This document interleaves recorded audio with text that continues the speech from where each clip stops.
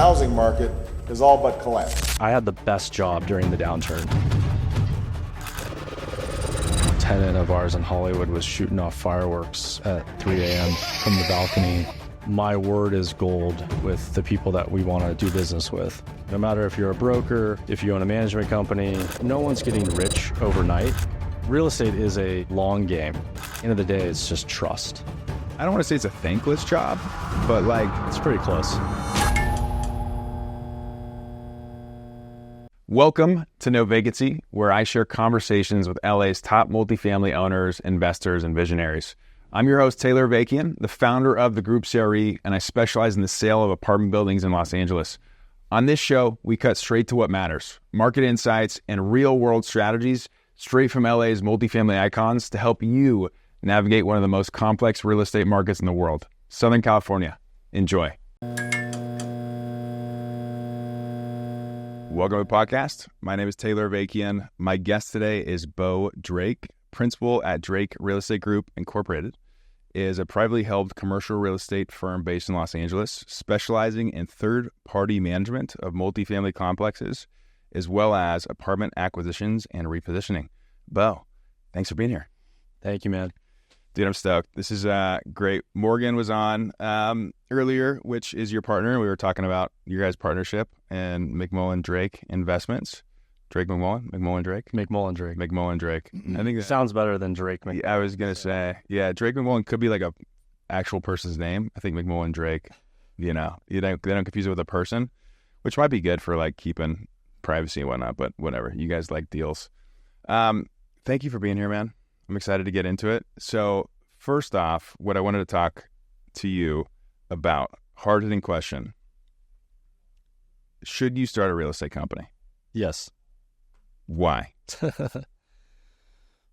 Well, most of the people I've met in real estate are very entrepreneurial, and the real estate it's a long game. We're all playing the long game. Yeah. So no matter if you're a broker, if you own a management company, even if you're trying to establish an acquisition company, buying deals, etc., no one's getting rich overnight, and unfortunately. Yeah. And, for the one thing about real estate is you're really not going to establish yourself until you do your own thing. That's just my opinion. I mean, there's amazing brokers, you being one of them, that, you can still sort of work at a company that you don't own, but then rebrand your own sort of sub company. And to me, that's, along the same lines as starting your own real estate company. You're sort of trying to differentiate yourself in the brokerage world and whatnot. You're not a Keller Williams or a Coldwell Banker, et cetera. There's just so many other avenues that you can go within the real estate world. And in my opinion, you've got to really sort of paint your own course, if you will, if you really want to be successful in real estate. There's very few people that I know that work for other companies that are, the guys that we talk about. Yeah. At least in real estate, like tech companies, sure, but we're not, real estate is a slow man's game. It's a storage of wealth, and fortunately you get some cash flow from it, and sometimes they appreciate it, which is nice as well. So it's kind of, it's a long game in my opinion. Speaking of real estate and different verticals, I know that you've worked and had a hand and been a part of basically a bunch of different verticals in real estate, from the lending to the brokerage to the management to the principal side. So tell me a little bit about kind of your path to where you are today with the management company and then the investment company. Yeah, so I got into brokerage on the I got into real estate, on the brokerage. Yeah. So when I was 19 years old, I got into the business. You didn't go to college? No, I was during college. Oh, got it. So you interned? Yeah. So my college days, so I played football in college, and I originally went to Cal State Northridge. Okay. And after our first season, I redshirted that season, but after literally the last game, the Monday after the game, they canceled the program. Whoa. So they were like, hey, we'll honor your scholarship. You can still go to school here, but obviously you can't play football. Yeah. And I wanted to play football. That was the only reason why I was there. Yeah. So, and being that I redshirted, I really had no options at that point. Yeah. So there was no tape of me. I was sending, practice highlight footage or my old high school highlight footage to every single college that would accept it, and had no real 4-year opportunities at that point. So I went to junior college, and once you go from a 4-year to a 2-year, you have to graduate in the 2-year in order to go back to a 4-year. Wow. So I had to graduate from junior college, and I did that early. So I had an entire semester, spring semester, plus the summer before I would even start the next school year, which would be my junior year. In high school, I won a scholarship. Several of us did, student athletes. There was a small monetary aspect to it. And then the secondary piece was you could get a job at one of the board members' companies. And there were several other real estate guys, CEOs of real estate companies that basically, they didn't guarantee any job or internship, but they basically were, call us when you're, ready for an internship. Yeah. So I basically took them up on both those offers. I got a job at Chick's Sporting Goods, which is no longer around anymore. And I was... Is it like a precursor to Dick's Sporting so Goods? Dick's bought Chick's. No way. Yeah. Dixie Chicks right there, man. Let's go. So all of the Dick's locations here in SoCal were Chick's. Were former Chick's locations. Okay. And at Chick's, you work, basically they would pay you minimum wage, but then you work off commissions. So if you earned more than minimum wage, you were making more. So I was selling shoes and sporting equipment and stuff, and it was my first intro into sales, and I loved it. It was awesome. But then during the day, I took an internship at a very small real estate company near where I grew up in the Inland Empire. And that company was a little unique. So half of their company was a development company. Mm-hmm. And development in the Inland Empire was basically taking farmland and entitling it and selling it to a home builder. That was like, in a nutshell, what they were doing. And then the other half of it was I was basically shadowing a few of their top brokers. So they had a brokerage arm, and then they had the development arm. And I literally would spend Monday, Tuesday, half of Wednesday on working for the developer side, and then the other half of Wednesday, Thursday, Friday, and I would just work for the broker. And I would do anything that they wanted. I mean, I was working for free. Yeah. But that's how I learned the business a little bit. And, contrary to a lot of brokers that get into the business after college, I was able to learn the business kind of on my own pace. Mm-hmm. There was no pressure where I had to pay rent or pay for food, et cetera. It was, just learn the business, et cetera. And all of the brokers were ex-athletes, which obviously I gravitated towards being a current college athlete. And I loved the camaraderie of the group, being in the pit. And then I loved the technical side of the development business as well. So it was a great intro into real estate. So I did that before I transferred to Claremont McKenna, where I finished my college career. And then you're smart enough to get into Claremont McKenna? Well, a transfer. I think the football coach had something to do with it. Kind of. Dude, that's cool. It's like geniuses. I knew a guy, and he could literally count. He remembered every deal. He was a broker. Literally remembered every deal by he'd be like, oh yeah, that deal. Da da da da da. I'm like, where'd you go? Claremont McKenna. Makes sense. Yeah. Well, if you ask Morgan, he calls me Rain Man.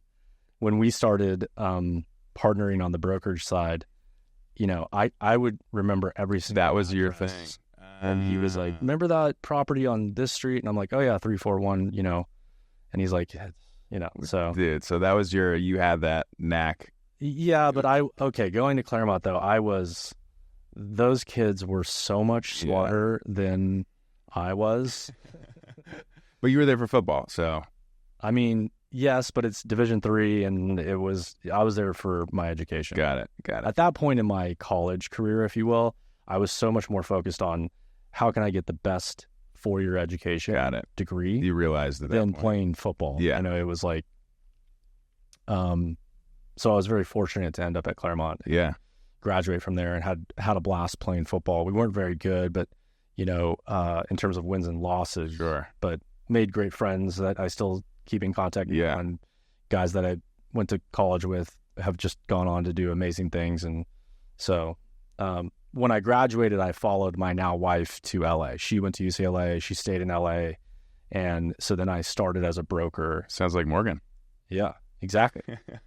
And I met Morgan. You guys were in the pits together, right? In the pits together, making cold calls and laughing at each other and, just grinding away, trying to do deals. Yeah.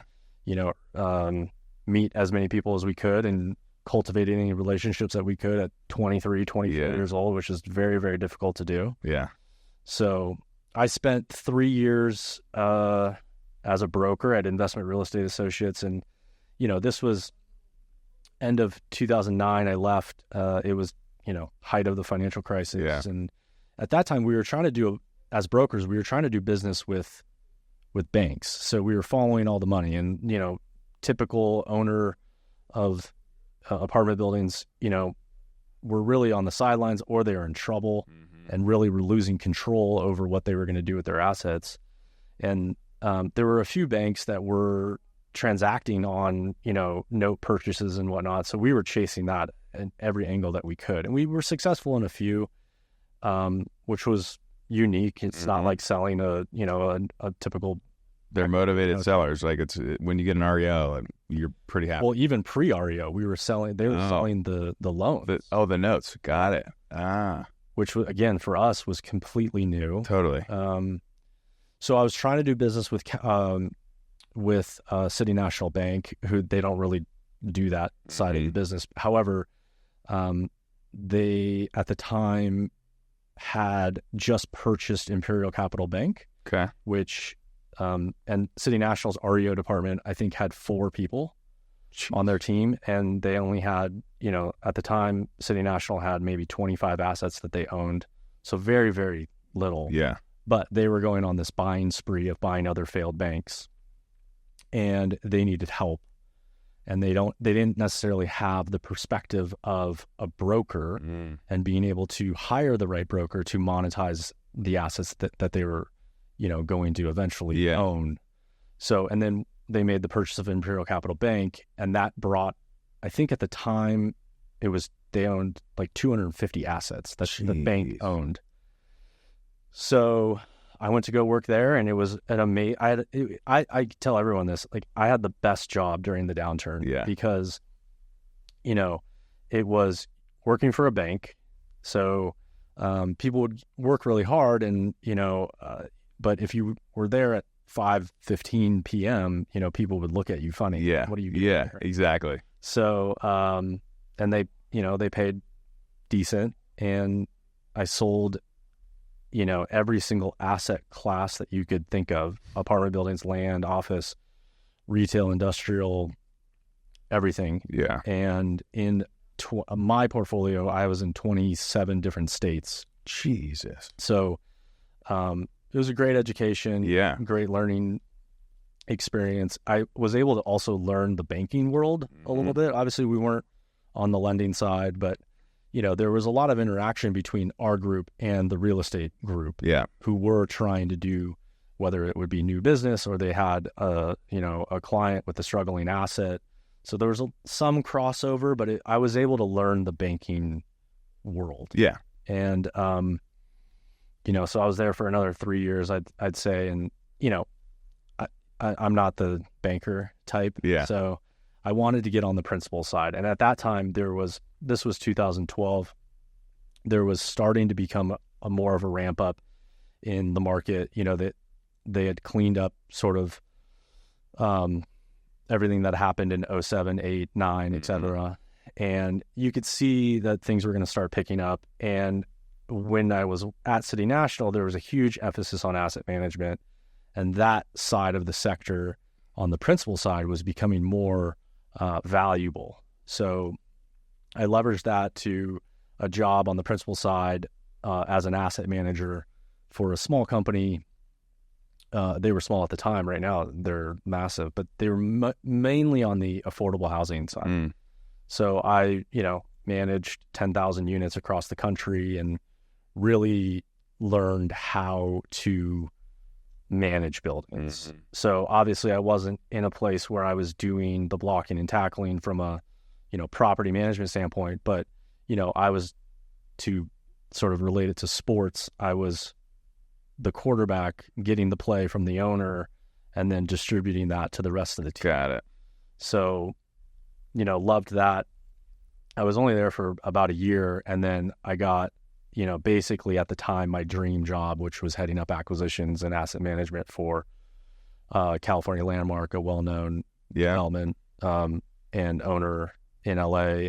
And that's really where I learned a lot of kind of what I brought into, now my own company and whatnot. So I actually started the management, Drake Real Estate Group, the management company, while I was working at California Landmark. And how did you do that simultaneously? Was it like how did you get your first management clients, and what prompts you to be like, I want to do property management? So, back in 2012, I always wanted to start my own company. But I had no clear vision to what that company looked like. I mean, obviously coming from the brokerage side, it's like, how do I get on the principal side? How do I get to where these guys that are buying whatever building they want to buy, and how do I get to that place? And well, the easy answer is you just go find a good deal and you raise the money, but that's really, really hard. It's really hard. Really, really hard. Yeah. Easier said than done. Yeah. And you don't also, you just, what I learned from Ken Cahan at California Landmark is you can't really start a real estate company with only one avenue of revenue, because you need to be able to weather the storm during a downturn. So that really sort of opened my eye into, look, how do I start a company with no money? But, a lot of experience, some would say, but not, again, the ability, I didn't have a rich uncle or, a rich family to dump a bunch of money. So I've got to offer a service. So I was obviously in the management space on the asset management side. I knew what owners wanted to see, and I knew that if I could implement a few things, that I could maybe do it better. So, and quite frankly, I got kind of tired of hiring and then firing management, whether that be third-party management companies or management personnel. Yeah. So I knew that there was a market for this. How our first property came to fruition, it was really a referral from a friend of a friend of a friend. Somehow got my name and contact info and said, hey, we're buying this building in Brentwood, and we own real estate, but we don't own any apartments. This is our first apartment acquisition, and we need help. So I said, okay, I'll do it. And that was the launch point of our company, because it was a decent sized deal enough to where it made it fruitful for what we were doing. And then my wife had just quit her job at Disney to kind of figure out what she wanted to do. And this is maybe 6-7 months later after that first assignment. And we had started to get more referrals from people that, again, didn't come from places that anyone would think, to start. And so one building became 3 and 4 and 5, and eventually we had 12 buildings, and I was kind of doing it myself. And then my wife, Katie, quit her job, and I just said, just do this with me. Yeah. And for the longest time, she was like, hell no, I'm not getting into property management. All I hear from you is like, how brutal it is. How much you hate management. Yeah. I'm like, I know, but we can do it better. Yeah. And the whole goal was eventually, look, if we can establish ourselves and we can make enough money, and hopefully we're making profits, that we're establishing relationships with these people that actually own buildings. And, a relationship between a property management company and the owner is a real relationship. Totally. I mean, it is a real partnership. And unlike the brokerage world, where when you get an assignment to sell a property, it is us against the world, but there is a beginning, middle, and then an end to that relationship. With us, it's hopefully years and years and years and years and years. So, anyways, the point was, if we can establish good relationships, then we can co-invest with our existing clients, and then, eventually get back on the principal side and own properties ourselves, because, we want to build wealth, and this is what we want to do, and this is the life we want to live, and what we want to provide for our family, et cetera, et cetera, et cetera. So she would handle basically during the day. If anything came up, and I was sort of training her on accounting and, what to do here and there. And she was great, and, really picked it up pretty quickly. Yeah. And then I would handle nights and weekends, or if there was an emergency during the day. And somehow we were able to do that for a few years while I still worked at California Landlords. Crazy. And, it was difficult at times, because, working at California Landmark is beyond a full-time job, or it can be beyond a full-time job. Yeah. So, but we figured it out. And then basically in the middle of 18, the management business was no longer a side business. It was, I needed to either do this or just be, content working for somebody else and then having this kind of nice side gig thing. Yeah. And so I took the leap and left. We had like sort of a long rollout of me leaving. And so basically 2019, I would say, was the first like full year. Yeah. And then we hired our first employee January of 20. What's funny is the first time I met Ken and Ari was with David Harrington, and he was friends with you. He knew you somehow. And I think you must have just left, or like there was something where it was very recent, because I remember that conversation going like, oh, I know this guy Bo, and like you should meet Ken and Ari and yada, yada, yada. Because I was the new guy coming doing multifamily, and like, okay, he could dig up some deals for you guys, like you should meet kind of situation, which I remember hearing your name literally maybe within 12 months of me being in the business. And it had never transacted, or wasn't in the point where we went back and forth on deals. And then I think, I don't even know, fast forward, like maybe when you and Morgan were doing some deals, or maybe I had cold called you because your name was still on some of these properties or something like that. I don't remember exactly, but and then we started talking deals, and then obviously you and Morgan started doing the investing side of things. Well, you brought the management efficiency, you had the team, you could, and we were talking about how operations is such a huge part of a deal making sense for your investors, that I think you two are very good partners from that perspective of being able to balance each other out and skill sets and who handles what and stuff like that. So I remember that the first time. And then you mentioned to me something when we were preparing for this. You broke your literal back. What's the story with you breaking your back, which then was like, when was this period where you broke your back and you decided, okay, I got to do this? Well, I actually broke my back in high school playing football. It was it was a hairline fracture in my spine, and the doctor at the time was, don't play football anymore. So I missed one practice. Just like any good football player would. Yeah. And I sort of always knew I had a back issue in college. But you're in different shape, right? You're 20 different years old. like it was rubber. Different. And so I don't know exactly when it actually broke, because it was kind of broken for a long time. Yeah. I noticed it basically in 2011. I mean, there was times where I couldn't go to work, and this was when I was in City National. So yeah, I remember a chiropractor that I used to see, and he was like, why don't we see what's going on? Because I would see him sporadically. Yeah. If my back was out, he would just put it back in place, and I would move on and call him in a few months, and he was like, man, we gotta let's just take an x-ray. Yeah. Takes an x-ray. I go back the next day. I remember walking in, and the assistant was like, hey, has the doctor talked to you yet? I'm like, no. He's like, oh, you need to go in that room. I'm like, okay. So I go in this room, and I'm looking at on the thing, and I can see that there's an x-ray on the wall, and I'm like, wow, that guy's back is jacked up. Like, you could just tell. It's like, wow, that guy's spine is broken. So the doctor comes in 3 minutes later, turns on the light, the backlight, and it says Christopher Drake. That's my real name, Christopher Drake.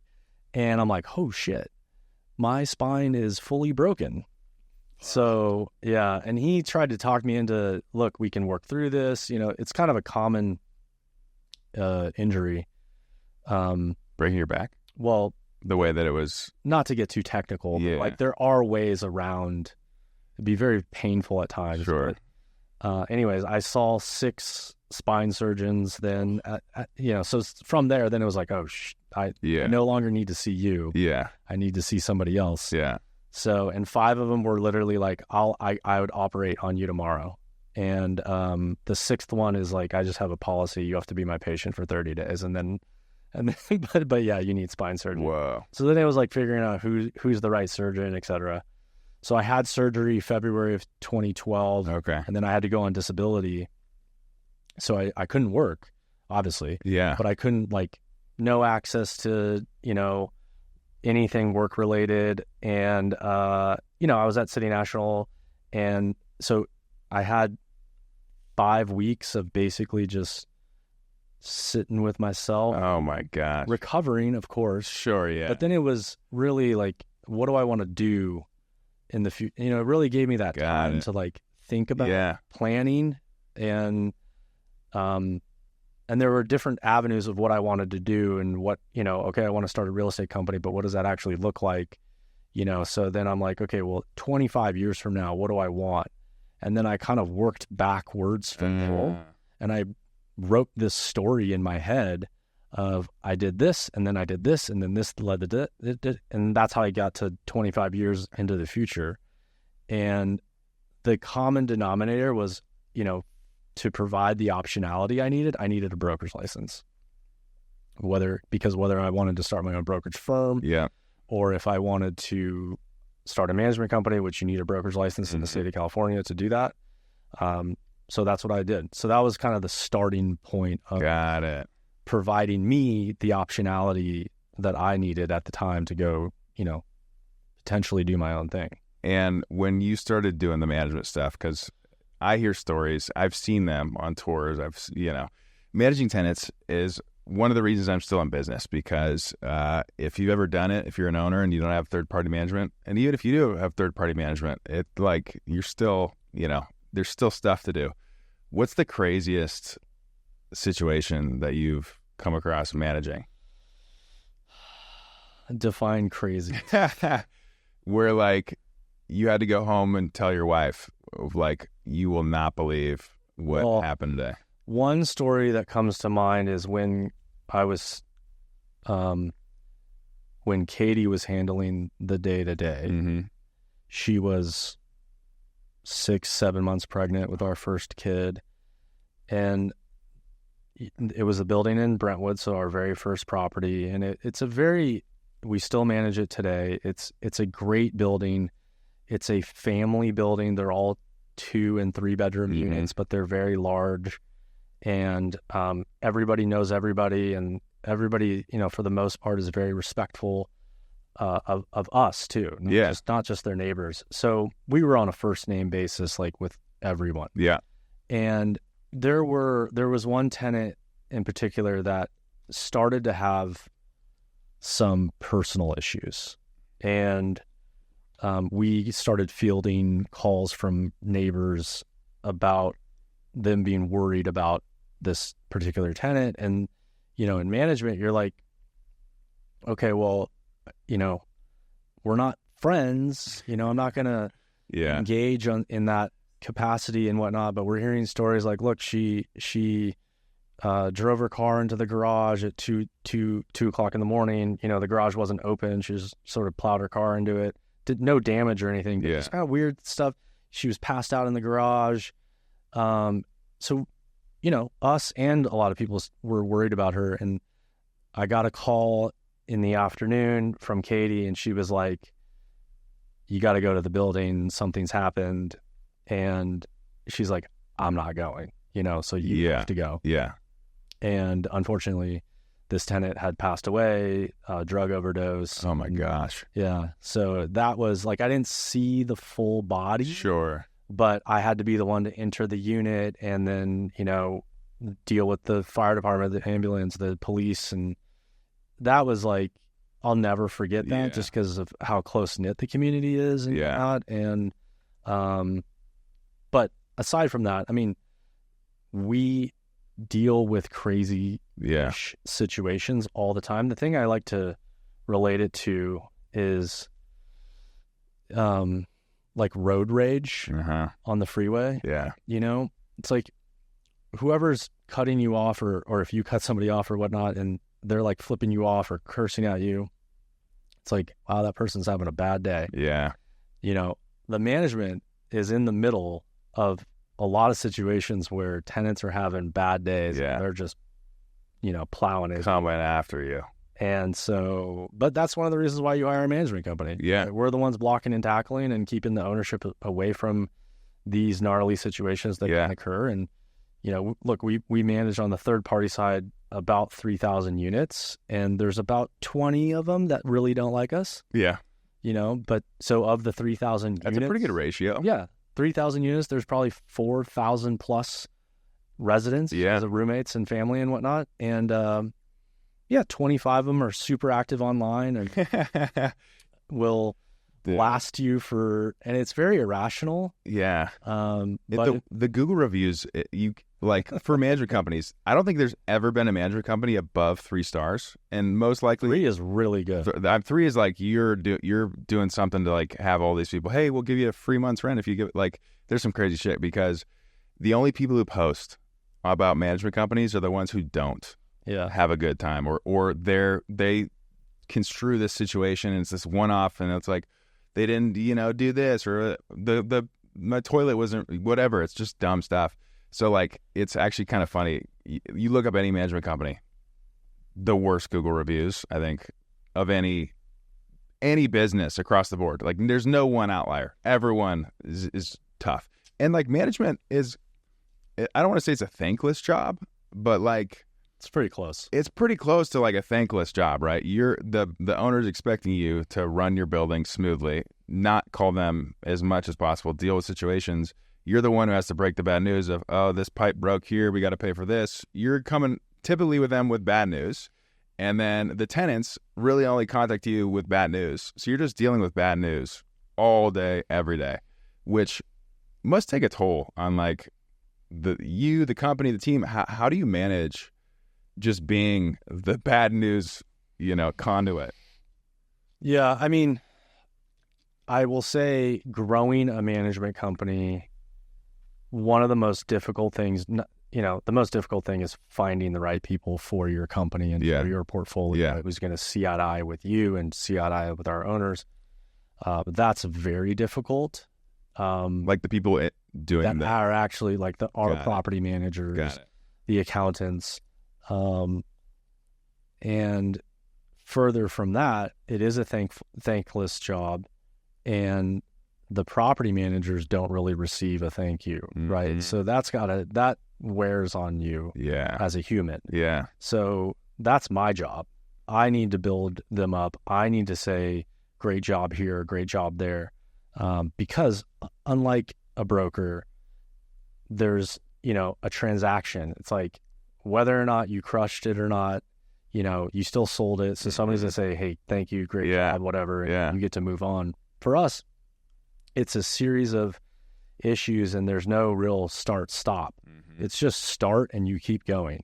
Yeah. So it's very difficult. But again, that's my biggest job now with the company that we've sort of grown.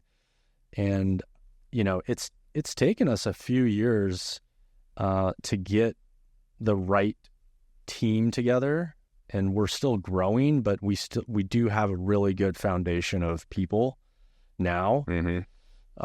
Early on, I would say don't know that we made, dramatic mistakes with hiring people. I mean, we hired the right people at the right time of our company, right? So it's like you can only afford so much. Yeah. So then you're only going to get so much out of them. So you can't really say, well, that person sucked or whatever. That was a mistake. I mean, it was the right person at the right time. Yeah. Everyone grows. You get, different things change. You got to upgrade, like stuff like that. No hard, no foul. It's part of the growth process. Yeah.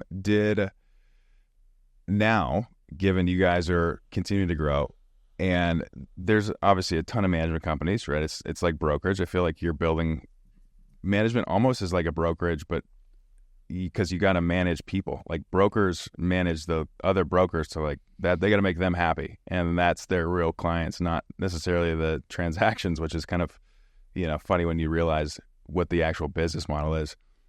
How do you differentiate yourself as a management company? Like how did you think about it when you were wanting to start this? Of like, okay, I don't want to be like everyone else. What am I going to do to actually differentiate myself and have that, X factor to be able to get clients and grow this thing? That's a good question. I think in our business, it comes down to trust. Number one, my word is gold with the people that we want to do business with. So if we're sitting in a room and they've got a building and they want to hire us to manage it, I always tell them like, look, I'm going to manage your building as if I'm the owner. It's impossible because you're never going to meet that mark, right? Yeah. That's just an impossible Yeah. mark. However, we're going to bring a different skill set to meet your business plan. And I'm going to do everything in my power to execute your business plan. At the end of the day, it's just trust. The X factor at this point is really, look, we've gone up against the big boys in town and have won a lot of business. We've, in terms of, pitching against others, I think we have a pretty decent record. And we've won business, where clients get rid of a really well-known company that are managing 15,000 units and they hire us. That we're, a cockroach compared to them. Yeah.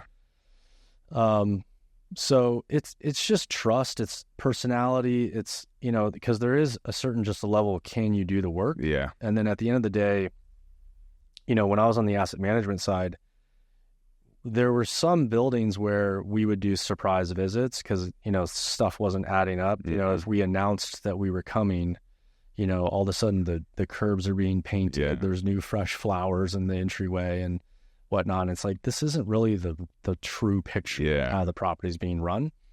So at the end of the day, the owner needs to feel comfortable that when they're walking away and they're leaving the property, that they're going to trust us to get the job done. So that sometimes takes a while. But look, we're being a little more selective now, a lot more selective with who we're doing business with. Yeah. Early on, it was like we were taking everything, Let me eat. Yeah. And I've learned some lessons on that and should have been. So actually, that's a great segue. What makes like a good client and what makes a bad client? Like now that you can choose, who do you like to work with and who is like a no, thank you? First and foremost, I think ethically, I want to be on the same page. Yeah. If there's an issue on ethics, it's a non-starter. Yeah. At this point. And that means like either doing some shady stuff to get tenants out or like cutting corners on certain permits or taxes or I don't know, like a bunch of things where it's a gray area or it's blatantly not legal and they want you to do it anyways. And you're like, no, I don't think we're going to do that. More towards the blatant obvious type of examples, not necessarily, look, we'll be as aggressive as we can. Yeah. And we'll use every tool in our belt that we to get whatever job or whatever issue that is accomplished. But yeah, if you're, toeing the line on breaking the law, like non-starter. Yeah. And not to say that we've gotten into business with people that I thought were breaking the law, but there were clear signs early on that this is going to go a little too far. Yeah. And also, when they're firing what I believe to be a pretty reputable management company, that's a red flag. Yeah. Because a lot of these other management companies that are the same size as us, they're colleagues. Yeah. I could call them up, they can call me up, and we trade information. And so if you're firing one of the bigger guys, that's an easier story to understand. Yeah, like a Grace, Star, Moss, and I don't know, the big ones. Really. FBI, yeah, Cirrus. Yeah, Cirrus, you can understand why, and that leads to, we can talk about what those issues would be, but I'm not here to bash our competitors. But at a certain size, right, it loses that kind of touch. 100%. So, and then the other thing, so that's number one, in terms of like who we want to do business with. Number two would be a little tougher to pinpoint, but if the owners don't really have like a clear process, that can be very, very challenging. So that doesn't mean that we wouldn't take on the business. Sure. But that just means like, hey guys, this could be pretty challenging and we might not be working with it, but like, let's just see, So ethically, no issues. Yeah. But process is, a little hairy. Yeah.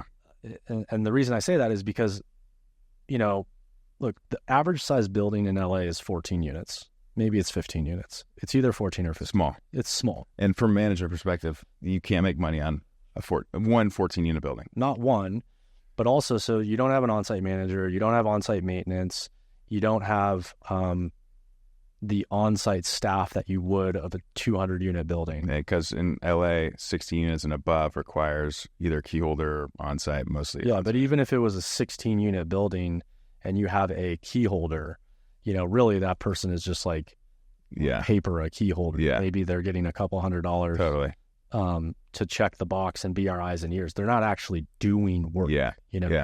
So all of that work gets consolidated to our office. So the challenge then becomes, if we have, X number of owners and they all have different approaches, and it's like, hey, you've got to use my guy for this, or you've got to use my guy for this. And I don't want to use your vendors, even though you've spent 15 years developing these relationships far before you even started your own company. I don't care. You have to use this person. Okay. So then Tenant brings in a maintenance request and is screaming at maintenance for, I need my toilet fixed and yada, yada, yada. And you're pigeonholed that I can only go with this guy and he can't get there for 3 days, So it puts us in a really difficult spot. Got it. So that's like the challenge. Yeah. And we've got to, work around that. Maybe I step in and I have a conversation with the owner and we figure it out. But, those are just normal challenges that they let you do your job. They let you. So the best clients would be the ones that let us just operate. They trust us fully. We have a lot of clients that literally throw us the keys and we hear from them, once a quarter, once a month, and or they hear from me for bad news. Yeah. Right. What makes a good, so like you obviously own and are doing renovations and figuring out what amenities make sense, what kind of level of renovations make the most sense for the renters, the area. Like, what are a few things that actually make the difference from, like, if an owner was watching this and they own a 12-unit property, right? Like, what advice would you give them on tenant retention / tenant, renting them for the highest amount? Are there little things that you've realized or right now that are in? I would say now in real time, that analysis is becoming way more scrutinized than it's ever been. What do you mean by that? Meaning, if this was 4 or 5 years ago, we have clients that literally would buy a deal and not even really go inside the units because they're like, hey, it's 640-foot 1-bedrooms. I know if I spend X dollars, I'm going to get X return. And more times than not, they are achieving that. Nowadays, that's not necessarily the case. It's way more involved, meaning, you know, tenants nowadays, right now in real time, tenants are way more pickier than they've ever been.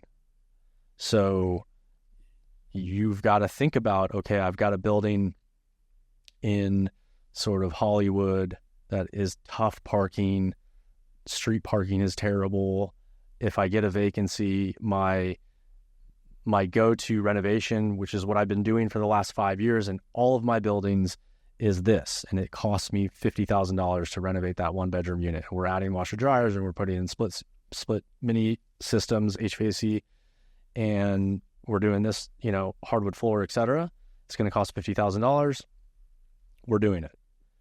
But then on the leasing side, it takes 4 or 5 months. And what I thought we were going to get nowadays is, you know, 5-10% less. So should I really spend 50? Maybe I can get away with spending 30. So those analysis now in real time are being way more scrutinized than ever before. Interesting. So yeah, it's much, so the tenant seems to have a lot of leverage. And do you think that is a function of the marketplace and the demand in Los Angeles? Or do you think that's a function of tenants just having no more new, like there's not much more new construction. So like, what is it that's driving that? The economy, for one. The economy started driving this about 18 months ago and 20 months ago. And 2020, end of 2022, 2023? Yeah. Right when the interest rates started to creep up is when you started seeing this. Well, we started seeing this on the more expensive side units. Got it. You know, if you have more disposable income, you were, I don't want to say you're smarter than, the rest of our pool of tenants or whatnot. But for some reason, when we were trying to rent 2-bedroom units, it didn't really matter where the building was. It was taking longer. And we were still getting the rent, but it was, instead of a week, 2-week leasing time frame, now it was 4 to 6 weeks. Mm-hmm. So I started seeing that about 20 months ago, I want to say 18, 20 months ago. And it has trickled down now to basically any price point. Really? Again, we're, for the most part, generally speaking, still, rents are still pretty strong. Mm-hmm. Obviously, we have a supply-demand issue. But it just is taking way longer. A tenant walks into a building, and if you or I walked in the building, we think, wow, this is great. But they're just way more nitpicky on every little thing. And maybe you think it's because they have access to, you can see these 3D models, these walkthroughs, there's so much information on every single unit, what's available. Oh, this property had, this setup and washer and dryer, and this one's too small, and the parking was tandem here, but I get 2 separate parkings here. So it's like, it's like almost, you go to a Chinese restaurant and there's 35,000 things on the menu. It's like hard to choose what you want, right? Yeah. So you feel like there's maybe, with technology and the way it's going and all these things, that people just have so many options at their disposal that their expectations of what is available, they want to get that perfect fit. Yeah, I think it's a little, it's that. And then, I just think we're in a weird sort of micro time mm-hmm. in the marketplace where, normally leasing is tough in the fourth quarter, but it's been tough for the last year. Yeah. So you can't really pinpoint it to one thing. It's kind of, it's building. So if an owner called me, I would really, honestly, I would say, like, that's a really tough question. Yeah. I'd have to go and meet you there. Yeah. And really talk about, like, what is your business? What's your strategy here? And how can we? Yeah. This makes sense here for these rents you're going to get. You shouldn't do this because it's going to cost $10,000 and it's not going to get that much more rent based upon the tenants, all that kind of details and stuff like that. Where are people, where's the next pocket of LA? I have people always ask me that question all the time. They're like, what's the next hot market? Where are the hipsters going? Do you feel like there is a new market in LA, or you're surprised by the rents you're achieving in certain pockets? Or does it kind of feel like there's not that next, Highland Park, there's not that next Silver Lake, there's not that next West Adams? Or what's your thoughts on that? I don't think it's in the city of LA, to answer your question. I think a lot of those micro neighborhood markets that you mentioned, we've already seen the sort of boom, Highland Park being sort of the best example in my opinion. Boom and bust. Yeah, maybe. Yeah. I think, Highland Park too. I mean, you go even further to like Boyle Heights. Boyle Heights should be that next one, but I feel like we've been saying that for a decade. I know. Right? It should be, but the impact that neighborhood has, the historical neighborhood, just won't allow it. So I personally do not think the city of LA. So that doesn't mean Got it. Unincorporated LA. Like I love Hawthorne. I think Hawthorne has a great story to it, and it's really sleepy still. Very much so. So, Morgan and I own a property in Hawthorne. We want to buy more. There's just a lot of small stuff in Hawthorne. Hawthorne reminds me of what real estate sort of is. It's like kind of this, cowboys sort of, if you want to get something done, you kind of got to roll up your sleeves and give yourself. So I like those types of cities. There's again, so I think if I had to say like one specific area, I would say Hawthorne. Yeah. I think the areas in LA just, have either already seen it or we're not seeing it because there's just a lack of investing in the city of LA for obvious reasons of what's coming down the pipe in November. And then you take like Santa Monica, for example. Everyone, when I first got into the business, everyone wanted to own in Santa Monica. What's going on with Santa Monica, man? It's not safe. What the fuck happened? It's not safe. Why? Because of who runs the city. Yeah. It's why is 3rd Street Promenade 40% vacant? It doesn't, and it's sketchy. Yeah. You don't want to, so going back to, tenants and what they're looking for. I mean, tenants, if there's a homeless issue, near the property, they won't even consider it. Yeah.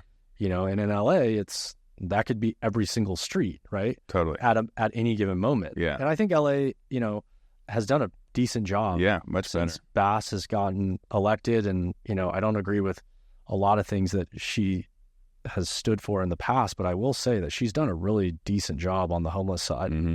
I see that too, and where I live, cleaned up all the streets are cleaned up. It's like shit. Okay. Yeah, but that being said, there's we've got a long way to go. Yeah. And people notice that. Tenants notice that.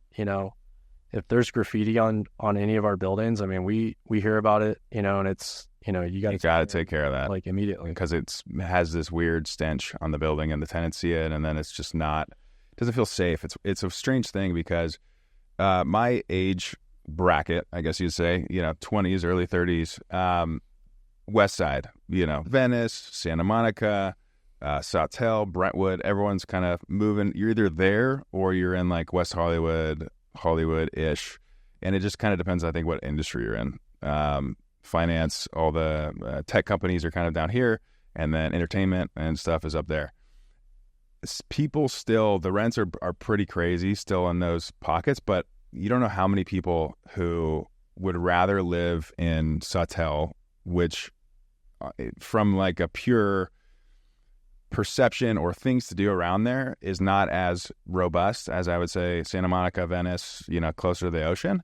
But like the rents are maybe, I don't know, 10% less, 5% less, maybe 15 depending on where you going. There's plenty of parking.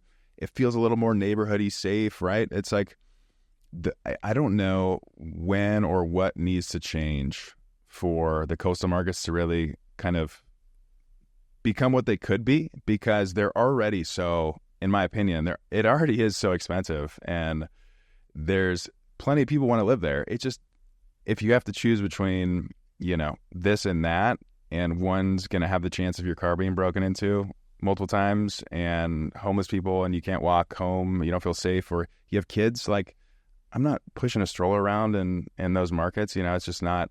So it's so interesting to see what the politicians are going to be able to do. And California, I think, is trying to do that, but it's it's the local people. Santa Monica is its own, city. And so if they don't start changing stuff, right?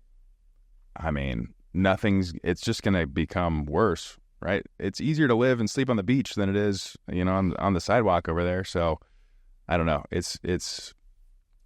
I'm sure you have clients who, buy properties everywhere, and your perception of different neighborhoods and markets and what's going to have to be dealt with, I'm sure you have thoughts on those in those situations. Yeah, I mean, the smaller the city, the more issues you could have, like Santa Monica and West Hollywood. If you have an issue with a building and you're dealing with the city, yeah, it can be a nightmare. And we've dealt with all of them, so we can convey what the issues that we dealt with. Mm-hmm. It can be very, very challenging, those markets. I heard a story actually on the group chat. Are you in the group chat? Mm-hmm.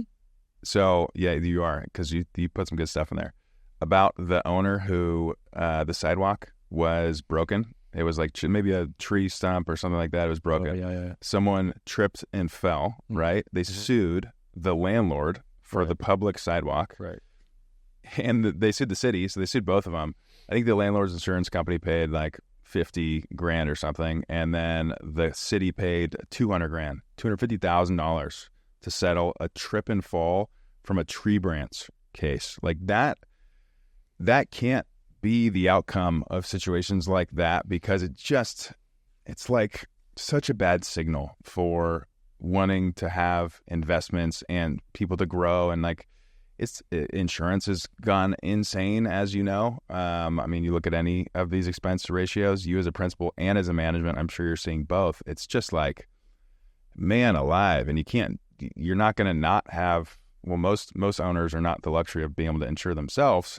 So you're going to have to pay it, and it just eats away. You can only raise the rent a couple percentage points, like just super, super tough. Do you feel like LA has a chance at turning itself around, or is it just a matter of time? Or is it just kind of the norm that we're going to have to deal with as investors and brokers and people who own and live in the city? Yeah, I mean, I think there's always going to be issues in LA, in the state of California. Yeah. And they're run by a certain group of people that are not pro-business, and that trickles down to the cities. And I think for the most part, there's still going to be amazing opportunities in LA. The challenges might be different, over time, but they're always going to be there. The opportunities are going to be there. If people want to leave the city, then, more for the rest of us. Yeah. I'm not, being on the management side and having, at this point, somewhere upwards of 95 different owners, you do have 95 different perspectives on this market in terms of LA and, outside of LA. And I can make sense of all of those strategies. Me personally, I just, I believe in LA from the standpoint of our business being a part of the apartment world. Fortunately, unfortunately, it depends on what side of the aisle or who you're talking to, but we have, a supply-demand issue. So as long as Prop 33 doesn't pass, we're always going to have the benefit of there's more demand than there is supply. So then it just becomes, how are you differentiating yourself versus your competitors from, other owners and what you're offering? Absolutely. 100%. That's the basic, analysis. The insurance side you mentioned, and you mentioned earlier the Google reviews. I used to never look at Google reviews. I ignored them all. Yeah. However, I don't anymore, and partly because we had owners call me, and they understand that like the review, but they're like, "Hey, I think you should like clean this up." But we had buildings, insurance carriers are looking for every opportunity to not renew, and they're doing due diligence as well. And this wasn't a case with us, but it was on a new acquisition that one of our clients was buying, and we were heavily involved in the acquisition or the due diligence and whatnot. And that particular building, that particular management company had really bad reviews, and we were struggling getting an insurance carrier comfortable with insuring the building. Wow. And that wasn't obviously the main reason, Sure. but that was one of the reasons, and it would kind of like sparked my intrigue there, and so now I focus on it quite a bit, and hopefully we can get improvement on our end, just so it just doesn't become another excuse for somebody not to write a policy. Brutal when they're using like, oh my gosh. And the reviews were from like 7 years ago. It was pretty wild. That's so insane. I mean, everything is going so digital nowadays anyways, where, even for the hiring brokers, right? Like people Google you. The first thing they do, they're going to Google you, see what's on the internet. Are you a reputable person? Is it worth my time sitting down with you? It's a trust thing, like you said. But you do the same too. For sure. If you get a lead, or if you get somebody who says like, I want to meet with you on a particular building, I'm sure the first thing you do is research 100%. How many other buildings do they own? Oh yeah, 100%. If I don't already know it in the beginning, I'm looking up what they own. I'm actually looking up like a lot about them, and you know this too, right? It's like rapport. It's trust. You owners hire you because they trust you. Owners hire us because they trust us and their expertise. And like, if I can talk about how his son went to Northridge and played football at Northridge, right? Like, if I actually spend the time to do that and genuinely want to build a relationship with him, and I don't see it as manipulative at all, because I genuinely want to, I know I'm good at what I do. And like, if that's the difference between me versus them, and I can't convey, because a lot of owners have in their mind, and maybe in the management side, it's like, all brokers are, just salesmen, transactions, whatever, right? And like, I'd rather hire my nephew and yada, yada, yada, even if I leave hundreds of thousands of dollars on the table. And so I think from my perspective, when it comes to the digital side of things, as well as the interpersonal, when I'm meeting with them, it's like, how can I sit on the same side of the table together, and like, let's be, I'm going to consult, like, let's figure it all out. Let me get on the same page with you. Let me see if we're a good fit, right? Which for most people it is. I don't, I'm fortunate enough where I can kind of be a chameleon in certain circumstances, excuse me. But like, everything is important. Those Google, like, every little thing, someone's judging you based upon every interaction. So I think it's interesting that it's actually affecting the business plan and the business model from an investor perspective. So yeah, I'm sure there's going to be companies, and maybe this is a business opportunity for you, is like, you're really good at getting good reviews for property management companies or buildings. Like, you guys come up with some, software, I don't know, some program. It's already there. It's already there. Okay. All right. I was going to say, like, that is... We integrated into our... You did. Yeah. Which makes a bunch of sense. You have to keep up with the times. There's AI, like, from the manager's perspective, we haven't talked about this, and I'd actually be curious to know if you're implementing any AI right now in the system, but like, that seems, it's like, it's going to be a game changer for management. Yeah, we've tried, or we are trying. Yeah. Just from a communication standpoint, Totally. Just getting back to people faster. There's a lot of times where it's just kind of the standard response, which would be great if it was just automated. Yeah. It works here and there, but again, I mean, our business is there's like, you need a human. Mm-hmm. A lot of times. Totally. So, but we're toying with that. One thing I sort of resisted for a while was virtual assistants, and now we're heavy in that. Let's go. There's a lot of our business that is like $10 an hour work. And yeah. Why am I paying somebody $30 an hour to do, $10 an hour work, myself included? So we've outsourced through a company that I think, they started basically assisting real estate agents on the residential side, whether it be like scheduling or, whatever. And that evolved into, now there's a number of companies that, have a good property management base. Interesting. And are familiar with our programs. Yeah. And, so we utilize a few on the like maintenance side, scheduling, and then closing it out, and then sort of having a customer service relationship. And then on the accounting side, just, accounts payable, Yeah. stuff like that, Yeah. and bills and whatnot. So, I mean, I think you're going to see it too. And I don't know how fast these management companies are going to adapt to it. I see it on the sales side and broker side too. It's like these communication systems are going to be so realistic to a human on the basic level of stuff that is just kind of like moving pieces around, scheduling, getting a few confirmations. You take a photo here, it sees what's wrong with the plumbing. Okay, hey, we're going to send the plumber out. It schedules it all automatically.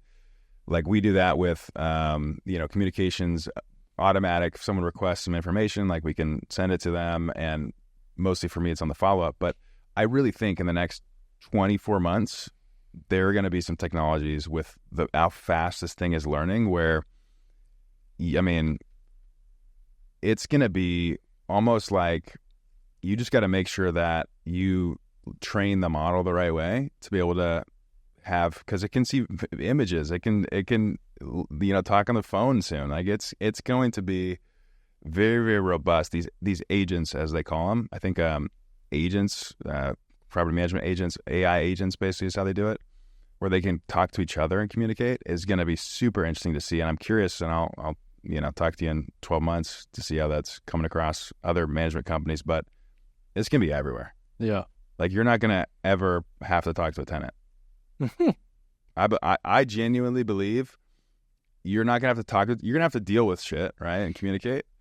But eventually, maybe not 24 months, but eventually it's going to be the point where these things are quicker, faster. They know more about they know the whole tenant's social media. They know what they care. Like they can make them happy. Like if they're, they'll talk about some rapport building thing that they got on their Instagram. Like it's crazy when you think about it. So I don't know. I'm excited to see it, but I'm glad that you're at least messing around with it because it's going to be. Yeah. I mean, the other stuff that we're more focused on implementing in real time now has to do with tenant screening. So we've invested quite a bit on that front because basically during COVID and post COVID, I mean, I haven't seen this much fraud. Really? Yeah, it's terrible. So whereas our normal property management software doesn't pick this stuff up, they just kind of gather the information and then they still rely on a human to review it. Got it. Unless it's blatantly obvious. Sure. This goes way deeper. Wow. So you're doing full background, like. Well, you'd always do a background just to make sure. Sure. The person's not a criminal. This has more to do with like income verification and, so we've seen a lot of fraud on pay stubs and stuff, and you can catch a lot of that human-wise, but like, there's only so much time in a day, and like, if you get a pay stub from ADP on, you think it's legit, but it's not. So that's way more what we've been focused on, just because, again, in our business, like you have a problem, and then or let's say a new problem, then it's like, I don't want to repeat this across the portfolio. So now let's use this as an example on how do we, portfolio wide, not necessarily make this mistake. No one made a mistake in the example I'm referring to, but just being cognizant of what's going on. Well, and it's another selling point for why working with you, because we have all these systems in place, and we really care about making sure your building does not have one bad apple in there that fucks it up for everyone, right? Because it's all it takes is one bad tenant and the whole building is just not the same. Yeah, I got a call 2 days ago. Tenant of ours in Hollywood was shooting off fireworks at 3 a.m. from the balcony. Normally, I probably wouldn't even believe it, but they sent video. So, like, what, dude? People live next to you, man. Come on. But I'm not talking like I'm talking like real fireworks, like the big, in the air. Yeah, crazy. Dude. So that same apartment had a safety pole that they installed. No way. In the in the living room. A safety pole. Yes, in quotes. Man, we could go into some in-depth stories of property tourism, but I don't know if it's real. I know, and you guys go into buildings and you don't really have a history of anything. So, and you may not even have a management representative like with you. So we've had guns pulled on us. We've had fully frontal nude people just like, yep, come on in, come tour. And you're just like, okay, hey, so go check out the sink right there. Like, we don't know shit, really, in terms of the tenants' makeup and mix, unless a nice owner or manager tells us, hey, unit 6, like, watch out. But crazy stuff where I never thought, doing what I do, that I would have seen some of the stuff. You see a lot of crazy stuff like that, but then also it gives you insight on like how people live. Oh. I remember way back in the day when everyone was saying the economy was great, and it was like, I don't know. I mean, I've seen a lot of apartments, and like, I don't agree. No, yeah. Like, everyone has a flat screen, of course, yes, sure, but like, there's eight people in the studio. Like, dude, we can't be. It does. It is weird where you start to see that too, and it breaks you out of at least for me, like people down the street from me or a neighbor, a few streets over or something like that. People live very, very differently, and there's such a diverse group of people in LA that like you do not know if that person has 75 cats in their apartment building, and just like disgusting, or they're a hoarder. Or like they haven't changed the carpet in 15 years and they won't let the owner in because of X, Y, and Z, or they put their ashtray out on the wall. Like, people are disgusting. And it's very interesting to kind of have an inside track of, oh, wow, okay, there's more people in these apartments that we're touring now. Interesting. Like, it's almost like you're seeing the economy before it actually, comes out in the news and stuff like that, which is interesting to see. Yeah, it is very interesting. It was more beneficial when the buyout world was more active. Oh, yeah. When we first started doing buyouts. Yeah. I mean, I used to walk into apartments and try to figure out what magazine subscriptions they had, any insight into their, like, who they were, to help try to negotiate. And it did work, but nowadays, that market's basically dead. Buyouts are not what they were. You can't bet on buying a building and doing buyouts and expect that to be a viable business plan. It just doesn't work anymore. Not right now. No. And with Prop 33, if that ends up going soon, I think we're going to see a lot of changes, but we'll deal with it. We're doing the same stuff. Make it happen. Bo, thank you for being on this. I appreciate it, man. This is great. We'll have to do round 2, and I'll make sure we go deep into these stories, because I know they're probably some juicy ones, but thank you, man. I appreciate it. Yeah, appreciate having me on. Thank you for listening to this episode.